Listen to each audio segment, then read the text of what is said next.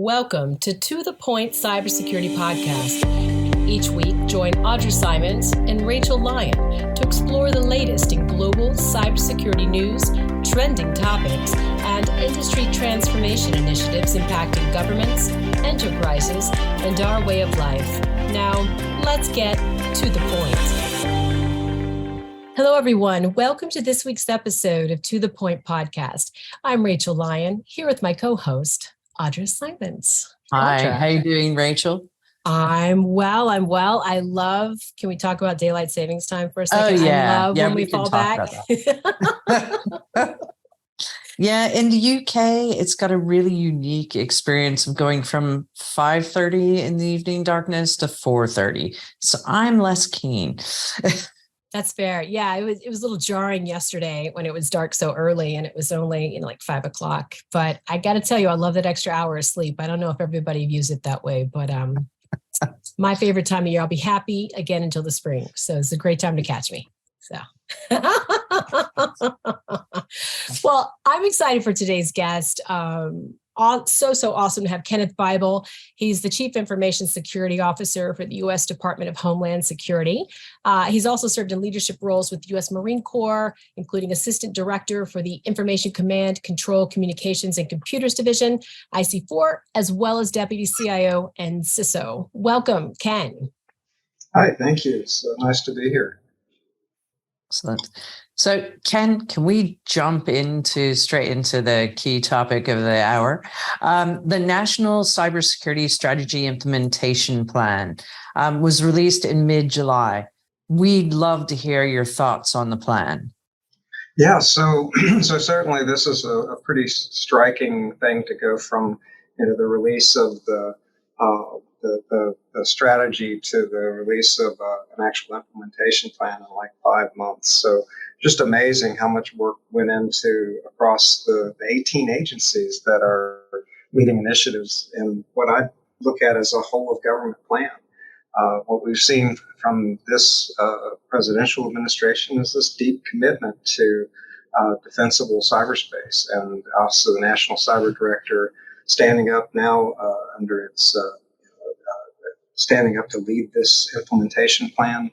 It's pretty striking, and the pillars are pretty broad. So everything from defending critical infrastructure, which includes coordinating down to the private sector and the state, local, tribal, and territorial partners, working through CISA as the cybersecurity infrastructure security agency under DHS. So this is really it's a call across the whole of government and even the whole of American society to get after this challenge of cybersecurity.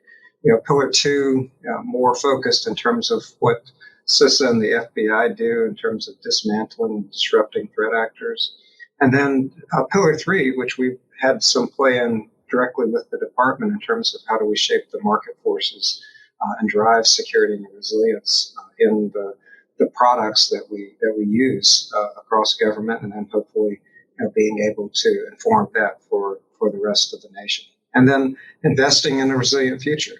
So you're probably tracking kind of some separate work that's been going on around quantum computing and getting the appropriate algorithms that will be post-quantum computing capable or resistant to quantum cryptography algorithms to break that traditional cryptographic algorithms in our applications and systems. And then the last pillar being to forge international relationships to pursue shared goals. And this is important because cyber doesn't respect international boundaries. It really doesn't care where the border from one country is to the next. It's a very fluid environment, and in fact, some implications of something that occurs in one country may inadvertently have impacts to the United States or to other countries. So how do we think about that?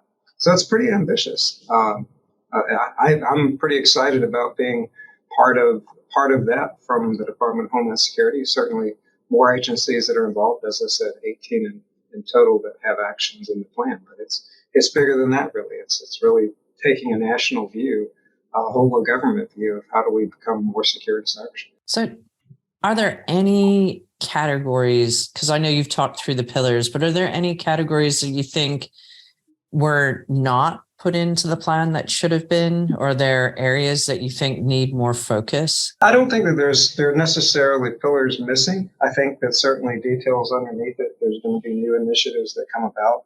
And one of the areas that's specifically called out is around software bills of material and how do we hold the industry that's most closely aligned to securing the products accountable for the products that they produce. And certainly software bills of materials ongoing work in terms of how to collect those. There's a couple of free standards for how to generate one, but how to manage the influx of those products and manage how detailed are they? Do they happen with each minor release that a vendor makes on a software product? Or are they only major releases? And then how much use are they if it's only at major release time and we're looking for something as nuanced as a particular library for a piece of software that was used during the coding process? And I use that specifically around things like Log4j, which we're still finding within the environment.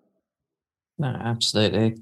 So what are the plans around how to measure the implementation? Well, I think each of the departments, each of the agencies that's involved in the plan has specific goals that they're working on. Some of this was ongoing work that they were doing. And so I think that each one, I wouldn't want to try to speak for every agency, but certainly in one area, say in terms of what CIS is doing, they've created the Joint Cyber Review Board to look at major incidents and to actually produce recommendations and reports.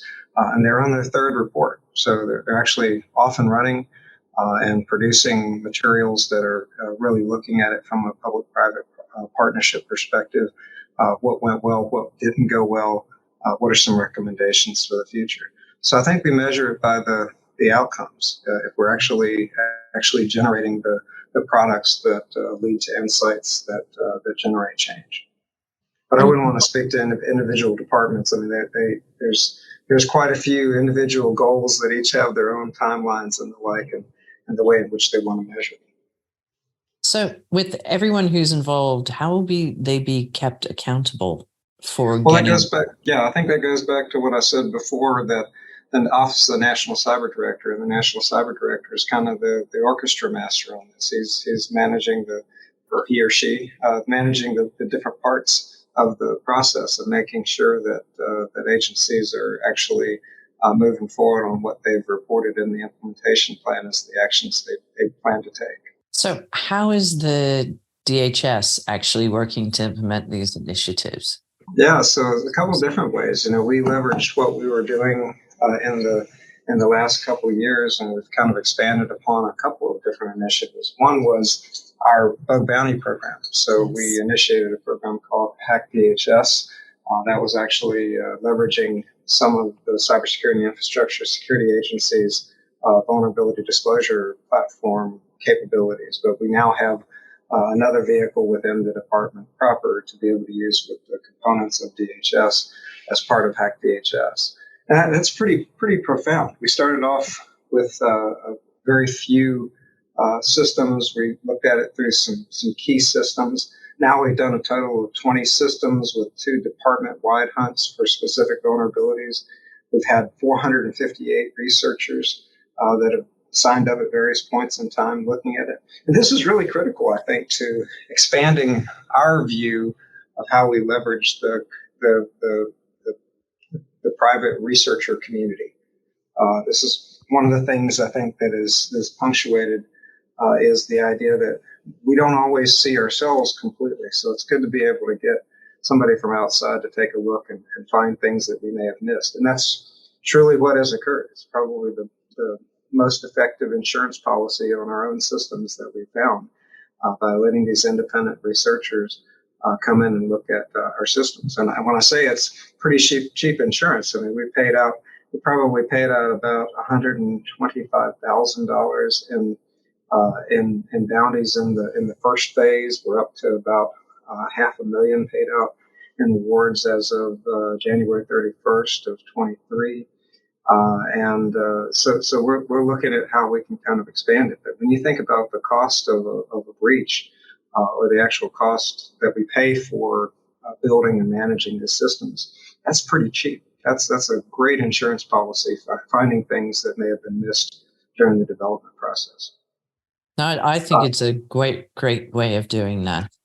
Yeah, another initiative that we've taken on board, it kind of came out of a secretary's priority in terms of his infrastructure transformation initiatives from a couple of years ago around how do we use DHS contracting to improve the cybersecurity posture of industry. And we've kind of translated that into some really close partnership with our procurement offices and with across the department, building out a methodology for not only looking at the current inventory of contractors and figuring out how cyber secure, what's their maturity in terms of their cybersecurity programs, but also now introducing a brand new evaluation factor for use in our contracts to make it a condition before award. So we not only have the ability to look at ourselves once somebody has a contract and help them get better, but also now the ability to see that in advance and determine, hey, does this vendor really have the cybersecurity discipline to take on the nature of the work that we're proposing to give them? Excellent. So you said it was 18 agencies came together over 5 months to actually probably more create... than 18 agencies, but it was in terms of those who have assignments in the implementation plan, it's 18. So let's say more than 18 agencies came together over 5 months. How did they all come together so quickly to get this plan together? Because that's actually a short time for that many groups to be involved. It is. I think that's where it comes back to the focus that the administration has had and using the leadership of the National Cyber Director and of the National Security Council and being able to bring those parties together to look at what they would be able to do and what would fit within the framework that the administration laid out for the strategy. So, in terms of the different pillars that you talked through, can we focus in on Pillar 5? Because it's dedicated to the forging of international partnerships to pursue shared goals. Can you talk more around that particular pillar and how that's going to come together? I think it would be one that I would probably have more limited view on. But I'll say that the different agencies, even talking about it within DHS, we have a great policy organization that's engaged in the international forums to be able to discuss those goals. We have the work that's happening with CISA in order to go build that capacity and build those partners. I'd underscore that the department's involvement in the expanding cooperation amongst the Abraham Accords partners and the fact that the Abraham Accords is an enduring coalition of partners to strengthen regional cybersecurity. I think that's a really powerful work.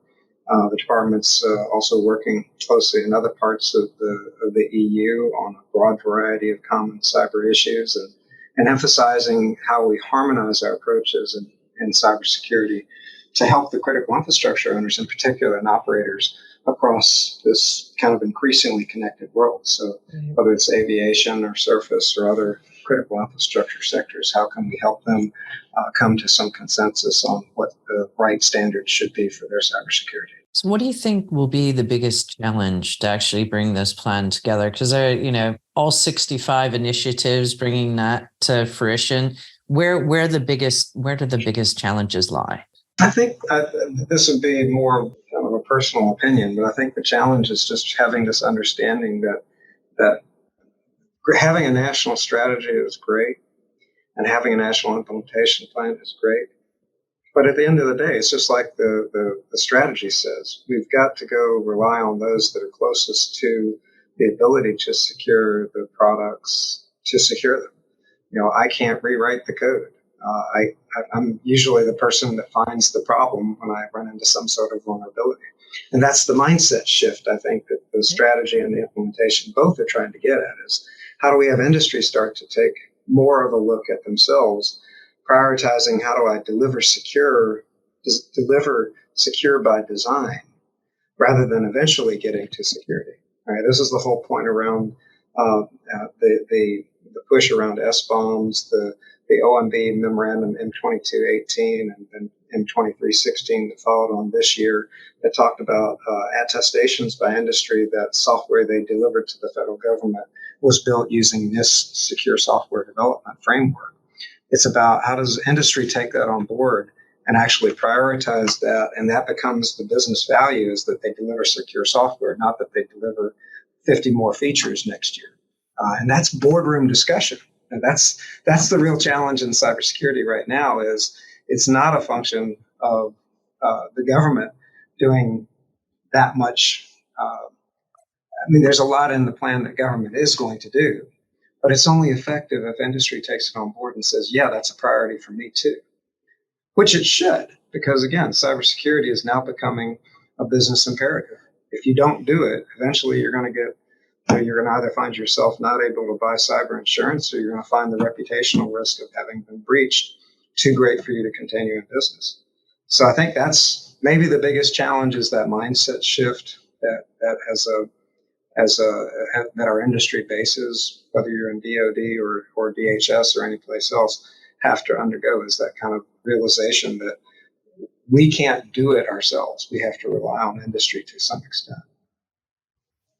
And how is industry being encouraged to actually care beyond the insurance side of things and things like that? But how are they going to be encouraged to care to ensure that? Certainly, that was my point in trying to go, and when we were trying to drive the cyber hygiene, is to say, look, if you want to be competitive, and we've added this competitive factor that says that your cyber hygiene, your cybersecurity posture is a factor in whether or not you're going to get awarded a contract.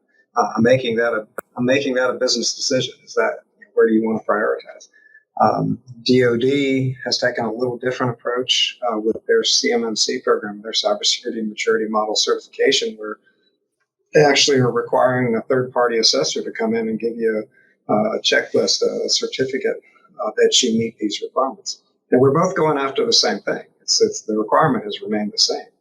It's just their approach probably makes more sense for larger vendors who can afford to go invest that kind of money. Whereas with DHS, our industry base was a significant amount of small business primes. And we didn't want to lose that competitive advantage in terms of the creativity and innovation of small business. So we had to look at the approach a little differently.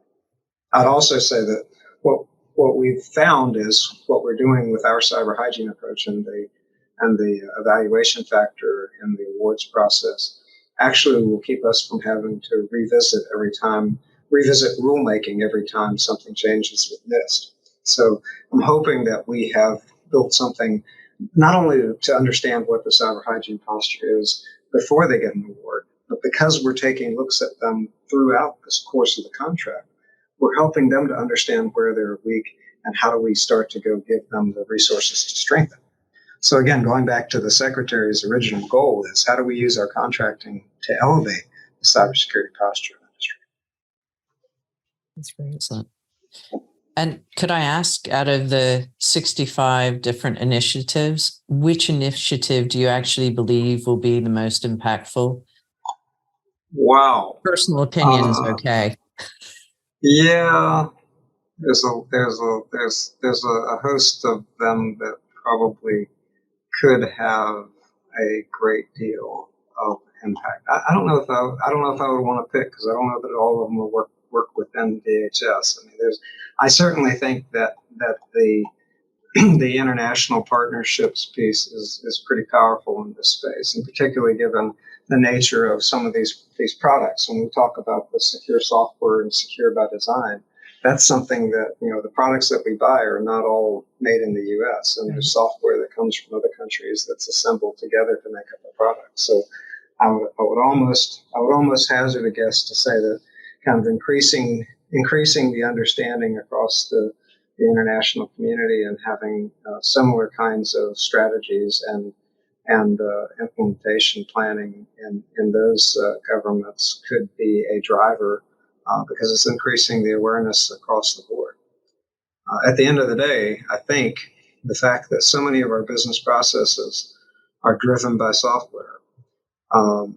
Getting that right, building secure by design, is probably the most important thing that we can get out of this. Because otherwise, we're we're chasing a problem rather than proactively saying, can we get in front of it? And then again, that work around the SBOM, allowing us to be able to quickly identify whether the products we're using are actually effective, and to be able to act on that, and hopefully in an automated fashion. Brilliant. So I do want to make a side comment too. What I really appreciated about, kind of the release of this plan is it was Acting National Cyber Director Walden said it's going to serve as a living document. So many things are kind of, one and done. We said it, but as we know, cybersecurity is a very dynamic world, and it changes seemingly by the day. So it's wonderful to know that that's happening, and it's kind of awesome to think that there's going to be a version 2.0 in the spring. That seems so fast. That's awesome. Yeah, well, I think that's it, right? And I like that approach. Keeping it as something that's a living document as we learn more. I mean, certainly, as we talked about before, there are things that are ongoing, right? Part of this implementation plan, and the reason I think that it moves so fast, is that we're able to go leverage a lot of work that was already ongoing. But that also means that as we're learning more and adding new things in, why not add those into the implementation as well? So I think that's really been a unique strategy to have an implementation plan, but it has the benefit of remaining fresh. It's not something that you're staring at 3 years later saying, what did we get done, or now we move on to the next technology or the next buzzword of the day, which is a risk we have in this industry, is the hype cycle. Absolutely. So Audra, do you want to ask your favorite question? I do, if that's okay. So when I see some of the amazing guests that we have who come on the podcast with us, and I see their career and the flow and just how the different elements of their career are, it's never a straight path. So I absolutely love to hear I would love to hear your origin story, and just, how you got to where you are today, because I'm sure it wasn't a direct path, and probably has some very good stories around it. Yeah, I sometimes joke that it was neither straight nor narrow, right? So actually, at some point in time, have been a chief technology officer, so a CIO, and a CISO. You kind of mentioned that through my executive career at DoD and now at DHS. But at my heart, I'm an engineer. I mean, I was an engineer by undergraduate and graduate, and I started out my career at a naval shipyard here in Charleston, working on nuclear submarines. I designed and built support systems to allow the reactor plant to be taken offline, and at some point to actually work on the reactor plant itself. So I spent the first almost 10 years of my career literally on a drawing board and doing design work and down on submarines, and it really was a formative experience, though, because the U.S. Navy Nuclear Propulsion Program is this wonderful discipline around the engineering that takes place. And it forces you to really document what you're doing and to critically think and to be able to defend the decisions that you're making. And so when that shipyard that I was working in was closed after the fall of the Berlin Wall, and we didn't need as many submarines, so we didn't need as many shipyards, I actually pivoted to start using a little-known technology called geographic information systems at the time, basically digital mapping, to lay out the hazardous and radioactive waste sites in the shipyard as we were closing. And that got picked up by one of the Navy organizations that was moving into where I was living to kind of fill the economic void. And one of the department heads said, "Hey, I see you know something about this technology. Would you come work for me?" And I kind of joked that was when my career took a kind of a 90-degree turn away from more traditional engineering into information technology. But that led me to have to learn new things. So, being kind of a curious curious in mindset and wanting to learn new things, it wasn't hard for me to go learn something about software development, to learn something about networks, to learn something about radio communications, to be able to go work in these different areas and facets of this new field that I was moving into. That led to me being selected to go up to my first job in DC to be the chief engineer for the major acquisition organization buying the enterprise information systems for the Navy. So the ERP system, the training systems, even some of the systems for the Marine Corps. From there, I was selected to my first executive service job as the chief technology officer for the Marine Corps, which was a lot of fun because we were right at that phase of coming out of the wars, the land wars in Iraq and Afghanistan, and thinking about what would the new national defense strategy require. And a very different approach, right? From being in a land war to being back to our naval expeditionary roots out someplace in the ocean on a rocky island someplace, having to go maintain some sort of threat to an adversary. And being able to communicate and to use the technology that we gained over those previous 2 decades in this new way, in this new, more diverse, distributed way. So it was a lot of fun in that job. And then based on some retirements, I ended up leading up to be the deputy CIO. And so that was a kind of a change in the process of thinking about how do I make this technology actually work for a business user, and really getting focused in on kind of the stakeholder, the user stakeholder, and what technologies would work best for them.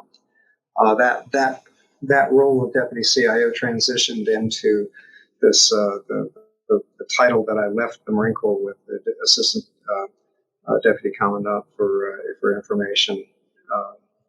That was really a realization that the deputy that you have both sides of the equation, both the business side of the equation as well as the warfighting side of the equation.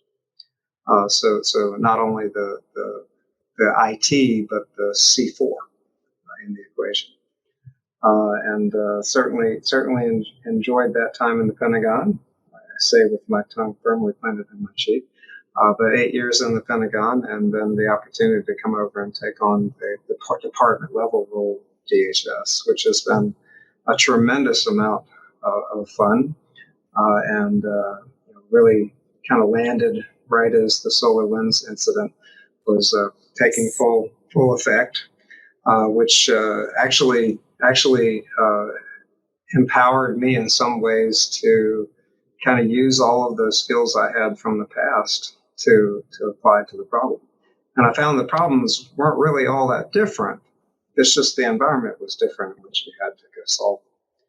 So that's the short story of how I go from being a nuclear engineer on the drafting board designing to being the CISO for a federal department.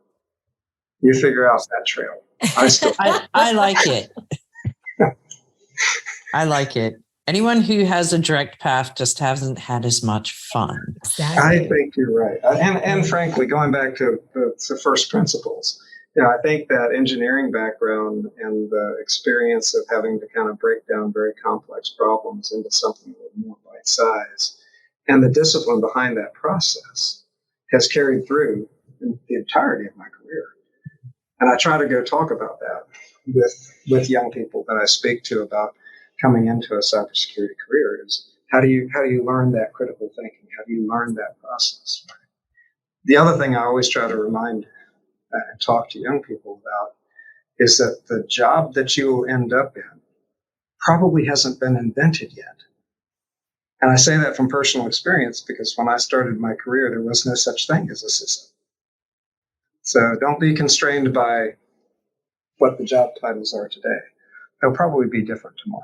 Most definitely. Particularly when we start thinking about AI and all the things yet to come. Right? Well, yes. What's next?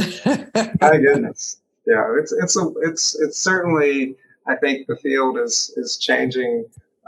AI is probably is one of the more disruptive things that we will experience, although and it certainly eclipsed quantum in terms of the focus that I've had to go make in even the last 6 months.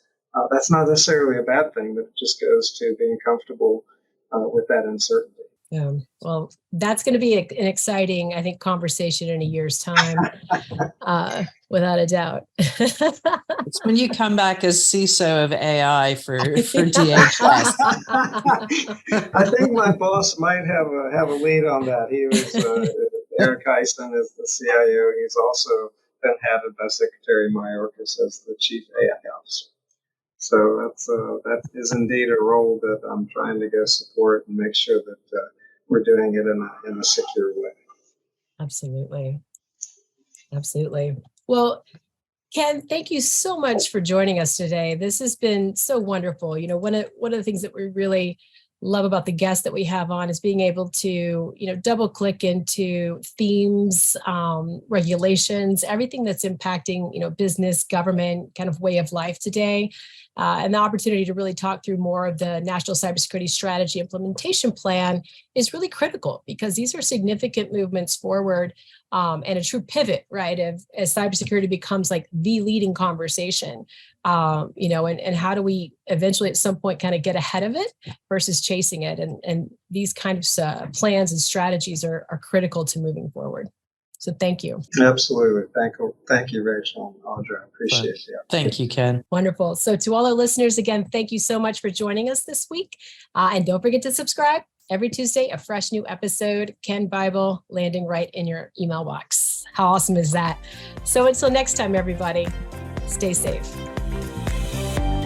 Thanks for joining us for the To The Point Cybersecurity Podcast, brought to you by ForcePoint. For more information and show notes from today's episode, please visit forcepoint.com/govpodcast. And don't forget to subscribe and leave a review on Apple Podcasts, Google Podcasts, Spotify, or Stitcher.